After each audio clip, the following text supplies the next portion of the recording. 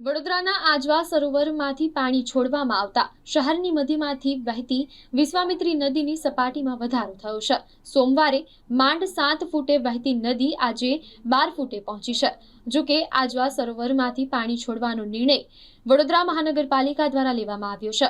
ઉપરવાસમાં ભારે વરસાદને પગલે આજવાના લેવલમાં થઈ રહેલા સતત વધારાને પગલે પાણી છોડવામાં આવી રહ્યું છે।